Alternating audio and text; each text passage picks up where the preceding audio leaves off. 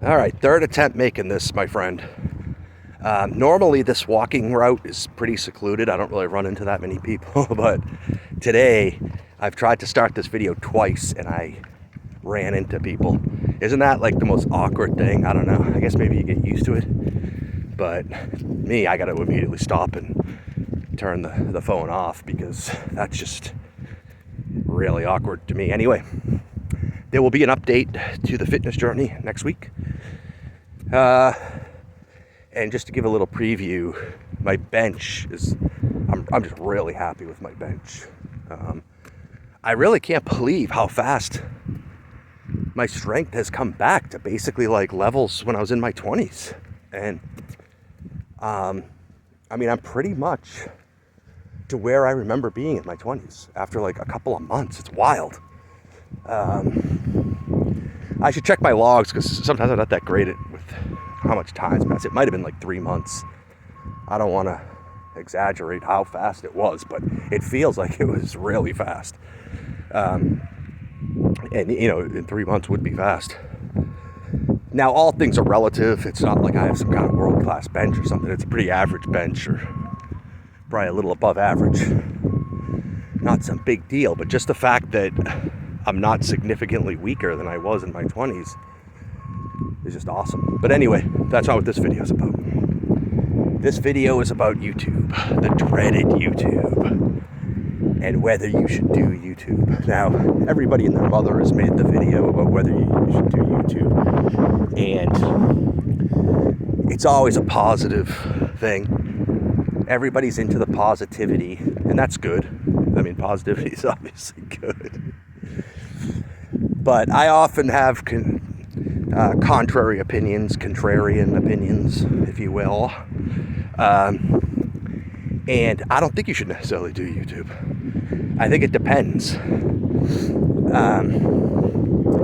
And what I think it basically depends on is, do you enjoy making YouTube videos, or are you just doing this for the money? Do you think it's like some easy way to just sit at home with a coffee and you don't have to confront the world and you just make money the easy way? If that's why you're doing YouTube, you should absolutely not do YouTube, because you have a very distorted view of what YouTube is. I saw a video where they made up the numbers. I don't know the exact numbers, but I don't remember the exact numbers. This is a very low effort video, so I'm not really going to go back and look. But I can assure you that the chances of you making any money on YouTube at all, I'm talking 1 red cent, are so minuscule. You wouldn't believe, some of you people wouldn't believe it. You wouldn't believe these numbers. It's like 116 million people have YouTube channels, and the percentage of those people making anything whatsoever is like less than 1%. And keep in mind, that's the number of people making anything. Then you get into the number of people, this guy laid the whole thing out. You get into the number of people that are making even like $100 a month. It goes down by like a factor of 10. Then you go to people that even are making like enough money to replace an average job. It goes down by another factor of 10. You know, so basically, unless you are just sure you got this, you got like some special thing that gives you an advantage, you're already like one of the top bodybuilders in the world or something, and you get on and you can just immediately, like, people are going to recognize your name, at least within the bodybuilding community, and you're going to be able to put on camera, like, look at this body, you know. A situation like that, yeah, I mean, it's probably a good idea, but that's, you know, one out of millions and millions of people. That if you're the average person and you don't already know in your mind, yeah, I got like a leg up on this. The only reason you should do YouTube is that you legitimately love the process of making videos. Number one. But the part that people don't understand, most people, or at least, you know, some people will tell you this, that yeah, you should only do it if you love the process. However, that's not enough. you also have to be the type of person that has the mental and emotional fortitude to handle the rejection that is YouTube for 99.999% of people that try it. And that's where the debate comes in for me personally of whether I should do YouTube. I do enjoy the process of making videos. Now, keep in mind, I don't consider this right here making videos. This is a very low effort thing that I just do for my own catharsis. I turn the phone on and I make these videos. But in the past, on other channels, actual branded channels and shit, I've made, fairly serious efforts to do YouTube. Now, we might all have a different definition of what's serious. I mean, from a self-awareness standpoint, I don't think I would consider myself at any point good at YouTube. I don't think my editing skills ever got to the level where I deserve to be successful. Thumbnail skills, etc., etc. Voiceover, I'm not skilled at it. I don't know. Might be too negative to say I'm bad at it, but I certainly haven't developed the skill. So, where the hell am I going with this? Oh yeah. So the point is, I enjoyed doing that.